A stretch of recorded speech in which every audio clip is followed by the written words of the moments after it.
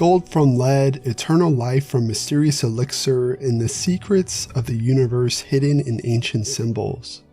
For centuries, these were not the stuff of fantasy, but the legitimate pursuits of some of history's most brilliant minds. In the shadowy workshops of medieval Europe, surrounded by bubbling flasks and crackling furnaces, men in long robes performed mysterious operations that blur the line between science and sorcery. The alchemist, part scientist, part philosopher, part mystic, remains one of history's most misunderstood and fascinating figures. When we think of them today, we might picture charlatans or fools chasing impossible dreams. Yet these seekers included brilliant minds like Isaac Newton, who wrote nearly 1 million words on alchemical subjects, far more than he ever wrote about the mathematics and physics that made him famous. The alchemist's quest to transform base metals into gold might seem absurd to our modern sensibilities, but their work laid the vital groundwork for chemistry, medicine, and experimental science as we know it. Their laboratories, filled with cucurbits, alembics, and carefully maintained furnaces, were the direct ancestors of modern scientific workspaces. Their tools, though crude by today's standards, were sophisticated enough to reveal fundamental truths about the material world. So let's journey back to a time when science and magic were inseparable, when the secrets of nature were hidden in cryptic symbols and enigmatic texts, when the boundary between the possible and the impossible was yet to be firmly established. Welcome to Folks of Yore, where today we'll explore the mysterious life of the medieval and Renaissance alchemist.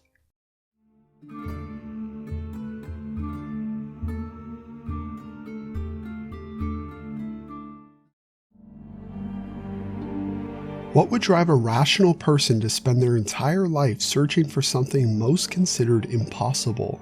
To understand the alchemist, we must first understand alchemy itself, a tradition far older than the medieval workshops of Europe. The word alchemy itself carries ancient origins, likely derived from chem, the Greek term for Egypt, where this mysterious art first took root some 2,000 years before Isaac Newton would take up its mantle. In the workshops of Egyptian metalworkers, skilled craftsmen observed how metals could be manipulated, combined, and transformed. The most talented among them developed impressive alloys that mimic the appearance of precious metals, particularly gold. These early experiments had unintended consequences. By the time of Roman Emperor Diocletian in the late 3rd century, counterfeit gold had become such a problem that he ordered the destruction of every text covering metallurgy and gold making. But knowledge, once gained, is not easily erased. Meanwhile, Greek philosophers contributed their own theoretical framework to this emerging practice. The earliest alchemical documents were Greek papyri, containing recipes and processes for creating gold-like alloys. But it was Zosimos of Panopolis around 300 CE who transformed alchemy from straightforward metallurgic recipes into something far more mysterious. In his writings, clear instructions gave way to riddles, symbols, and coded language, beginning the tradition of alchemical secrecy that would define the practice for centuries to come. During the Islamic Golden Age, Arabic scholars preserved and expanded upon this ancient knowledge. The term alchemy itself gained its distinctive prefix during this period, with the Arabic article al being added to chem. Similarly, the elixir of life, that magical potion promising immortality, derives from the Arabic word al-elixir. The most renowned Arabic alchemist, Jabir ibn Hayyan, known to Europeans as Geber, proposed around 760 CE that all metals were formed from a combination of mercury and sulfur in different proportions, a theory that would become fundamental to Western alchemy for centuries. By the time these Arabic texts were translated into Latin and reached medieval Europe, they carried the accumulated wisdom and mystery of nearly 2 millennia. Picture this, a small, cluttered workshop tucked away on a narrow street in 13th century Paris. The neighbors whisper about the strange smells and occasional explosions coming from within. Inside, a solitary figure hunches over a furnace, his face illuminated by the glow of coals, carefully adjusting the temperature of his athanor, the special furnace used for the slow, constant heating necessary for alchemical work. The revival of alchemy in medieval Europe began in earnest with Albertus Magnus, a Dominican friar from Swabia, who reintroduced alchemical knowledge to European scholarly circles in the 13th century. His student, Thomas Aquinas, learned these secrets from his master and carried them forward. Roger Bacon, another prominent figure of the era, distinguished between practical and theoretical alchemy, praising the practical applications that could improve metals beyond their natural state. But what did a day in the life of our medieval alchemist actually look like? Far from the stereotypical image of a wizard casting spells, the alchemist's routine was demanding, methodical, and often mundane. Dawn would find him stoking his furnaces, the heart of any alchemical laboratory. Temperature control was crucial and required constant attention. Different operations demanded different levels of heat, from gentle warmth to intense flame, and maintaining these precise conditions with nothing more than wood and coal required considerable skill. Throughout the day, he might perform a variety of operations. Perhaps he would begin by pulverizing minerals in a mortar and pestle before dissolving them in carefully distilled vinegar. He might set up a complex distillation apparatus, fitting his glass cucurbit, a gourd-shaped vessel with an alembic, a rounded glass head with a beak, and sealing the joint with lute, a sticky paste made from egg whites, dung, and clay. As substances boiled in his vessels, vapors would rise into the alembic, condense, and drip through the beak into the waiting container, hopefully transformed into something more valuable or powerful than what he had started with. The labor was physical, dirty, and sometimes dangerous. Burns were common, and the toxic fumes from mercury, antimony, and arsenic, all common alchemical ingredients, slowly poisoned many practitioners. This wasn't work for the faint of heart or the impatient. Alchemical processes could take days, weeks, or even months to complete. Yet through this laborious process, the alchemist believed that he was not just manipulating materials, but participating in a sacred endeavor. He saw himself as helping nature achieve its perfect form, accelerating processes that might otherwise take thousands of years in the earth. For many alchemists, the work was as much a spiritual journey as a practical one. The Philosopher's Stone, our alchemists would tell you, is the greatest secret of nature, a substance so powerful it can transmute its base metals into gold and grant eternal life to its possessor. This was no mere fantasy to him, but the culmination of all alchemical work, the ultimate prize that justified decades of failed experiments, financial ruin, and social ostracism. But what exactly was this miraculous substance? The answer depended entirely on which alchemical text you consulted. Some believed it was a powder or elixir created from the three alchemical principles, mercury, sulfur, and salt, but not ordinary versions of these materials. Rather, they sought the essences of these substances, purified to a degree impossible through normal means. Others, including Isaac Newton much later, thought of the Philosopher's Stone as the seed of gold that could be extracted from the metal itself. This concept stemmed from the medieval belief that metals grew in the earth like plants, each with its own seed. Gold, being the most perfect metal, contained the most perfect seed. The pursuit of this enigmatic substance produced an enormous body of literature, much of it deliberately obscure. Alchemists shielded their knowledge behind symbols, allegories, and coded language. They claimed this secrecy was to prevent the unworthy from accessing such powerful knowledge. though skeptics might suggest it also conveniently masked their own uncertainty or failures. The king and queen bathing, the black crow giving way to the white swan, these bizarre images populated alchemical texts, each with specific meanings understood only by initiates. The stages of the great work were described in equally cryptic terms: nigredo or blackening, albedo or whitening, citrinitas or yellowing, and rubedo or reddening. Despite the centuries of failure that preceded him, our alchemists remained convinced that success was possible. After all, hadn't Maria the Jewess invented the water bath, now called the Bain Marie in her honor, that allowed for precise heating? Hadn't the Arab alchemists discovered distillation, sublimation, and calcination techniques that revealed new properties of matter? Each small discovery reinforced the belief that the ultimate secret was just around the corner. The Philosopher's Stone represented more than just material wealth or longevity. It symbolized perfection itself.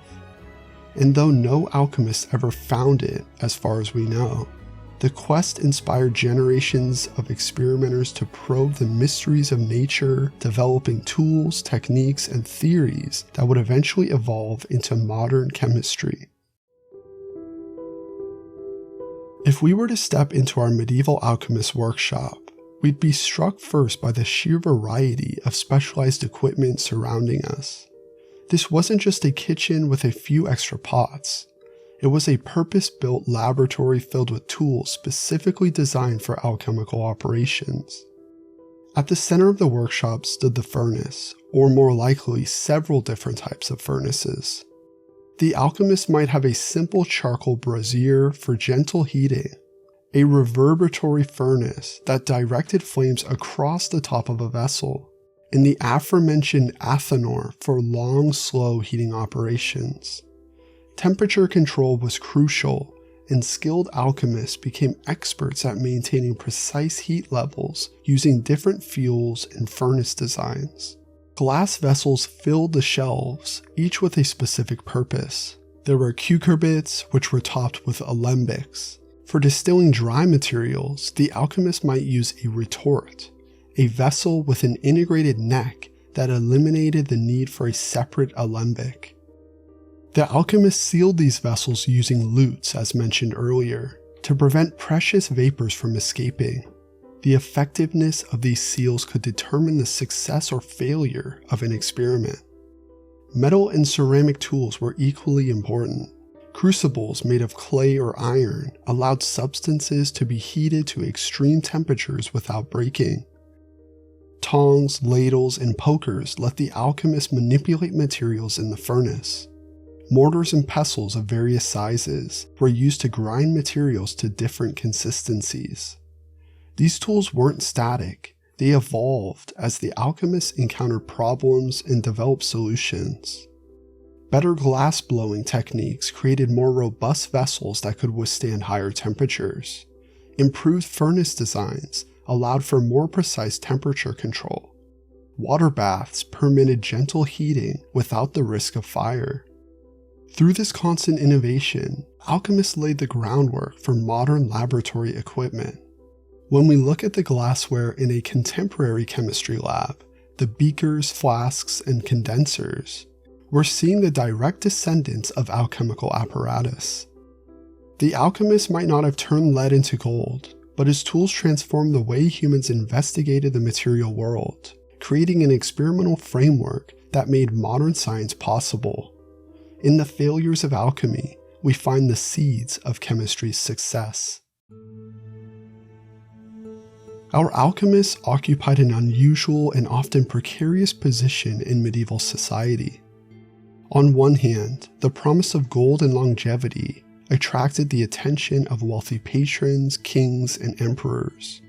On the other, the church viewed alchemical pursuits with suspicion, and failed promises could lead to accusations of fraud or worse. Many alchemists found employment in noble courts.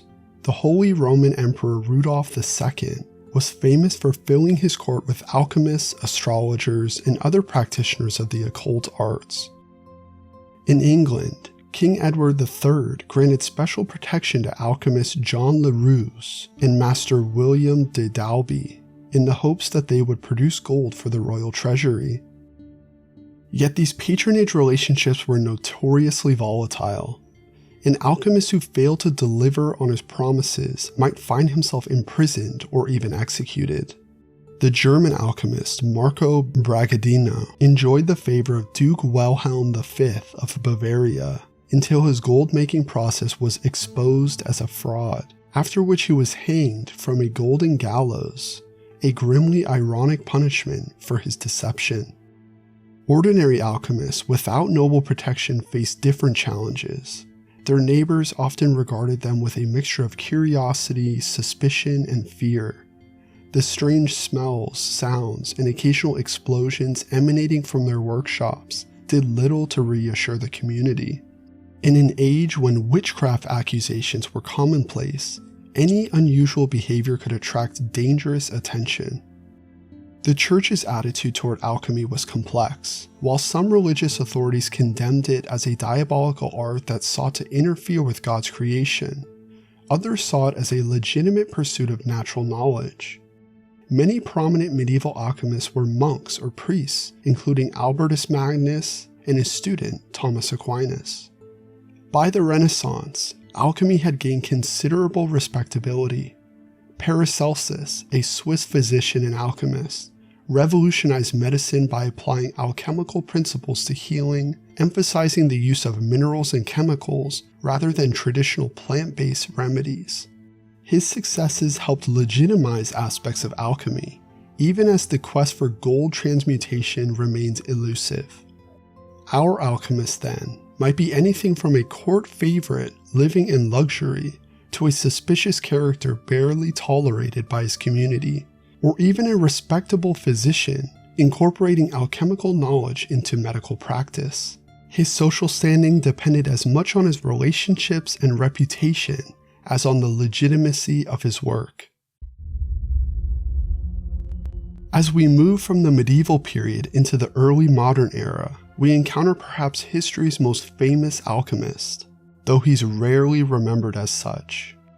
Isaac Newton, the brilliant mathematician who gave us calculus and the laws of motion, devoted far more time to alchemical pursuits than to the work that made him famous.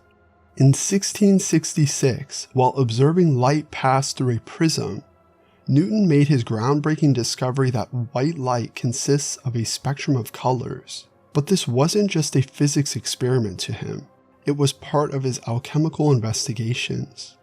Newton believed that light had a close relationship to what he called the vegetable spirit, the force that drove natural processes like growth, decay, and fermentation. Throughout his life, Newton wrote approximately 1 million words on alchemy, a staggering output that demonstrates his dedication to the subject. He collected and studied hundreds of alchemical texts, attempting to decode their mysterious symbols and allegories. Like the alchemists before him, he believed that ancient wisdom had been deliberately obscured to keep it from the unworthy, and he devoted immense intellectual effort to piecing together these secrets. Newton's alchemical work was not merely theoretical. He maintained a laboratory where he conducted numerous experiments, often working through the night. His notebooks record detailed observations of color changes, reactions, and processes. He was particularly interested in antimony, a metal that exhibits dramatic transformations when subjected to different treatments. What makes Newton's case so fascinating is that he stands at the crossroads between alchemy and modern science. The same man who established rigorous mathematical principles for understanding the physical world also believed in the possibility of transmutation and the existence of the Philosopher's Stone. To him, there was no contradiction. All knowledge formed a coherent whole, with alchemy providing insights into the deepest mysteries of nature that could not be accessed through mechanical philosophy alone. Newton never published his alchemical writings. In the increasingly rationalistic climate of the late 17th century, such interest might have damaged his scientific reputation. It was only centuries later that scholars rediscovered this aspect of his work, forcing us to reassess our understanding of one of history's greatest scientific minds. Newton represents the last great flowering of traditional alchemy before it was supplanted by chemistry. The scientific revolution he helped create would eventually render obsolete the art to which he devoted so much of his life. A poignant irony that illustrates the transition from medieval to modern understanding of the natural world. From the workshops of ancient Egypt to the laboratory of Isaac Newton, the alchemist's quest for transformation left an indelible mark on human history. Though they never succeeded in their primary goals, creating gold from base metals or discovering the elixir of immortality, alchemists gave us something perhaps more valuable: the foundations of modern experimental science. Their laboratories, with their specialized tools and carefully controlled processes, established the model for scientific workspaces that persist to this day. Their techniques of distillation, sublimation, and calcination became the standard chemical procedures. Even their failures were instructive, gradually revealing which transformations were possible and which remained beyond human reach. The alchemist's story is, in many ways, the story of human curiosity itself. Our relentless drive to understand and manipulate the world around us. It reminds us that the line between what we consider scientific and unscientific has shifted dramatically over time, and may continue to shift as our knowledge expands. When we look at the spectacular paintings of David Teniers the Younger, who created some 350 different scenes of alchemical workshops, we get a vivid glimpse into this lost world. His masterpiece, Alchemists Heating a Pot, shows an elderly practitioner leaning anxiously forward, carefully fanning oxygen into a small fire beneath a ceramic vessel. Surrounded by glass jars, flasks, tongs, and crucibles, he embodies the dedicated experimenter who helped build the bridge between medieval and modern understandings of nature. Today we might smile at the alchemist's dreams of gold and immortality, but perhaps we should also recognize something of ourselves in their persistence, their curiosity, and their willingness to challenge the boundaries of what others deem possible. After all, are our modern quests for clean energy, artificial intelligence, or space travel so different from their pursuit of elusive transformations? If you've enjoyed this journey into the mysterious world of alchemy, please hit the like button, subscribe, and hit the notification bell to make sure you don't miss a future video. And share your thoughts below. Perhaps you have questions about other aspects of medieval science we could explore in future episodes. Until then, remember that the line between impossible and possible is rarely as clear as we might think. As our alchemists would say, nature's secrets reveal themselves only to the patient and persistent observer. Thank you for watching.